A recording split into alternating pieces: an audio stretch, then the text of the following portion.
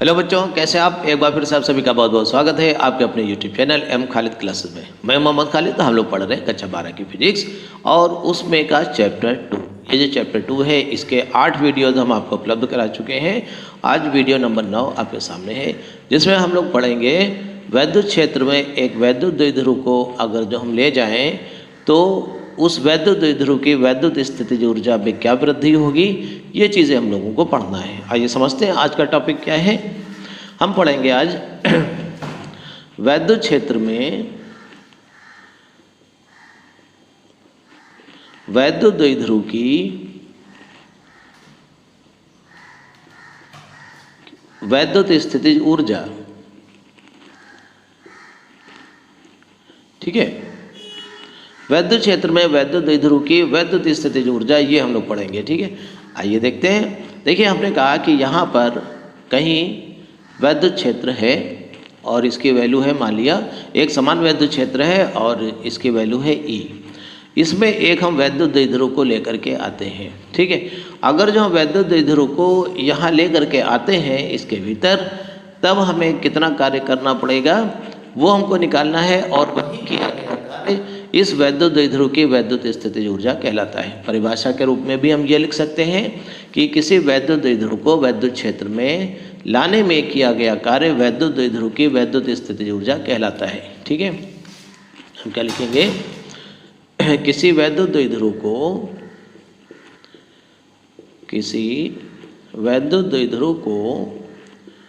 वैद्युत क्षेत्र में लाने में किया गया कार्य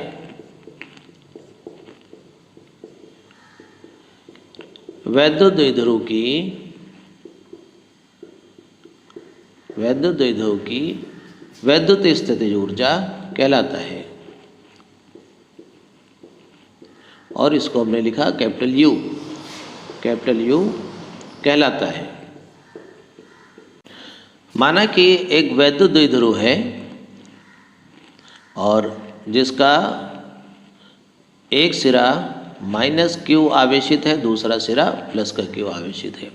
इस वैद्युत द्विध्रुव को अगर जो हम वैद्युत क्षेत्र में लेकर के आए तब जितना कार्य किया जाएगा उसी को हम वैद्युत स्थितिज ऊर्जा कहेंगे। ठीक है, अब हमको इसका कैलकुलेशन करना है कि हमें कितना कार्य करना पड़ेगा, अर्थात वैद्युत स्थितिज ऊर्जा का फार्मूला हमें सेट करना है। ठीक है, आइए देखते हैं। हमने कहा कि इस माइनस आवेश को हम ऐसे लेकर के आएंगे इसके भीतर। फिर से समझिए, ये मान लिया एक वैद्युत द्विध्रुव है जिसका ये वाला सिरा माइनस आवेशित है, ये वाला सिरा प्लस आवेशित है। ठीक है, जैसे ये पेन है हमने मान लिया।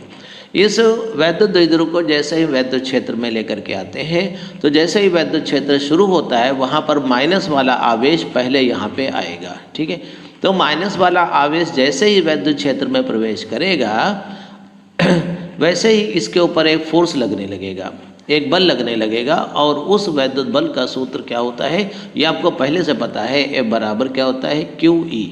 अगर जो कोई आवेशित कण किसी वैद्युत क्षेत्र में रखा होता है या प्रवेश करता है तो उसके ऊपर एक QE फोर्स लगने लगता है। ठीक है, और इस बल की दिशा किधर होगी, आइए समझने की कोशिश करते हैं। ये जो माइनस का आवेश है ये वैद्युत क्षेत्र के साथ किस तरफ आकर्षित होगा ये हमको समझना है।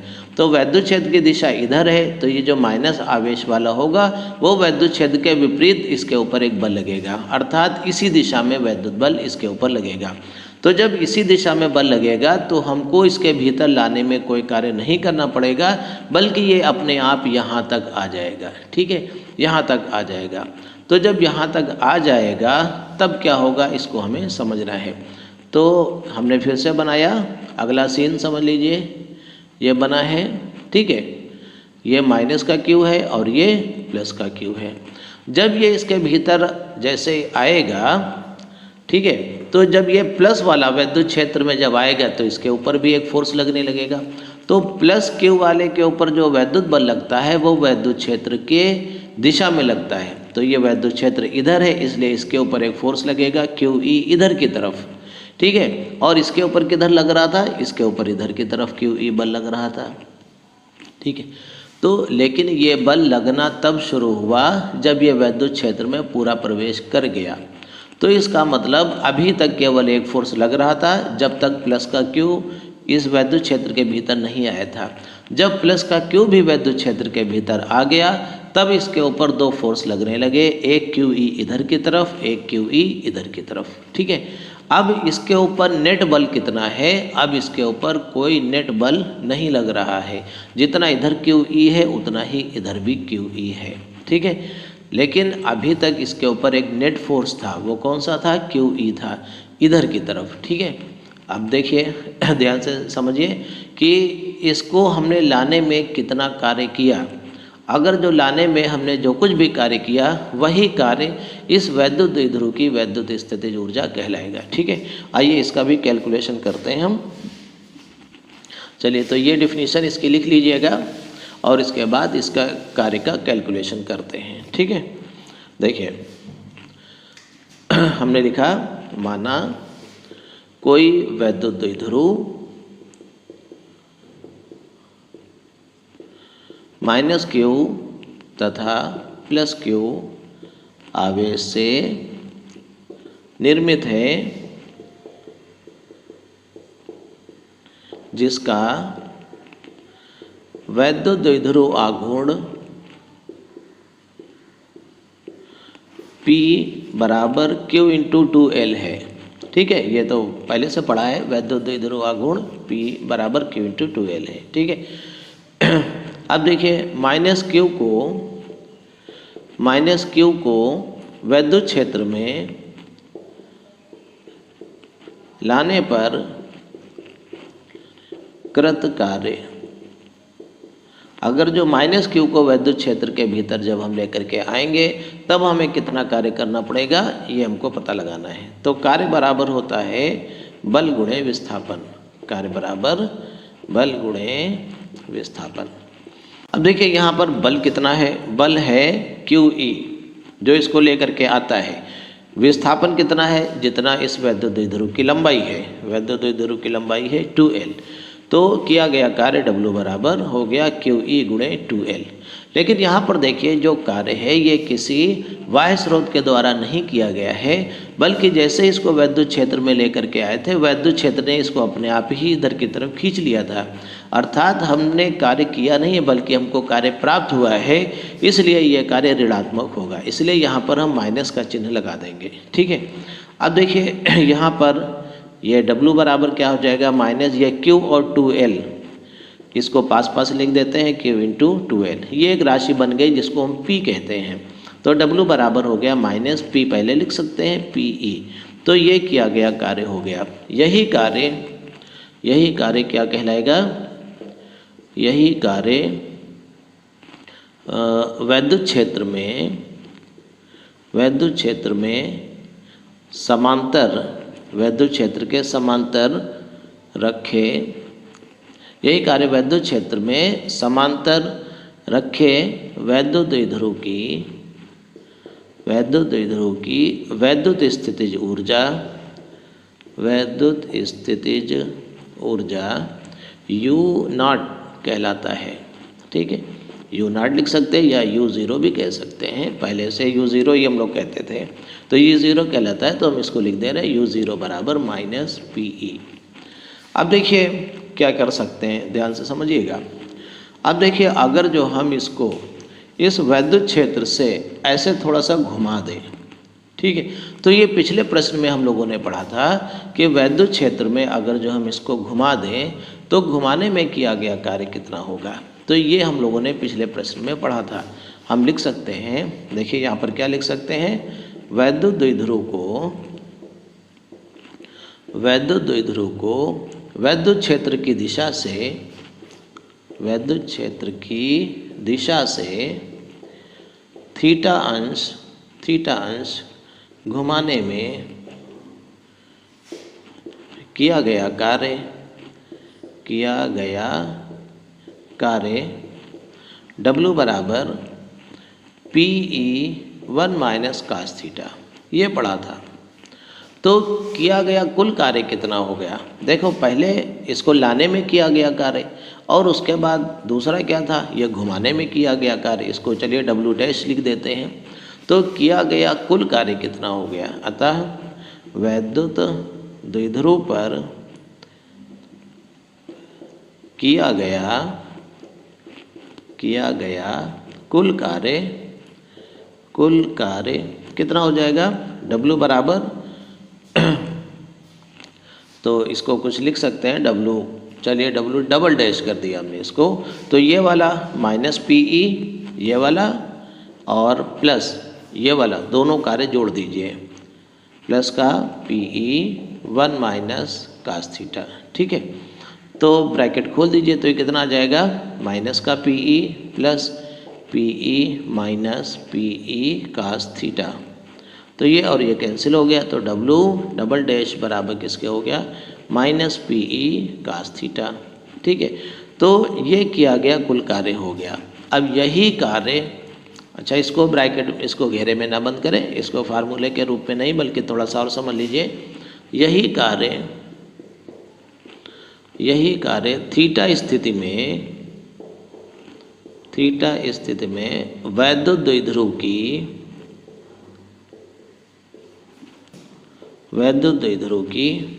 वैद्युत स्थितिज ऊर्जा कहलाता है। वैद्युत स्थितिज ऊर्जा U थीटा कहलाता है। ठीक है, चलिए इसको U थीटा से प्रदर्शित कर दिया, यहाँ पे लिख दिया U थीटा बराबर माइनस PE कास थीटा, तो ये फार्मूला बन गया। ठीक है, यहाँ पर एक दो चीज़ें और ध्यान देने की है, तो इसको भी हम लोग समझेंगे।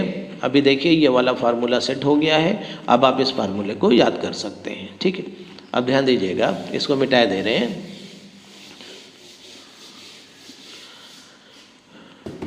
अब देखिए एक दो चीज़ें और समझनी है, उससे संबंधित कोई मुश्किल नहीं है, समझिएगा। नोट, यहाँ पर दो तीन कंडीशन पूछ लेते हैं। सबसे पहली चीज़ ये पूछ लेते हैं कि अगर जो वैद्युत द्विध्रुव विद्युत क्षेत्र की दिशा में है, तब इस वैद्युत द्विध्रुव के पास कितनी एनर्जी है। ठीक है, हम लिखेंगे थीटा बराबर 0 स्थिति में, थीटा बराबर 0 अंश की स्थिति में वैद्युत द्विध्रुव की ऊर्जा या वैद्युत स्थितिज ऊर्जा लिख सकते हैं। वैद्युत स्थितिज ऊर्जा कितनी होगी, देखिए U0 बराबर यहाँ से देखिए माइनस PE कास 0, तो कास 0 का मान 1 होता है, तो ये आ जाएगा माइनस का PE। ये अभी पहले भी हम लोगों ने अभी पढ़ा है। सेकेंड नंबर देखिए, दूसरी चीज़ कभी कभी कहता है कि अगर जो ये वैद्युत द्विध्रुव विद्युत क्षेत्र की दिशा से 90 अंश का कोण बनाए, अर्थात ऐसे ये कोण बनाए, तब क्या होगा।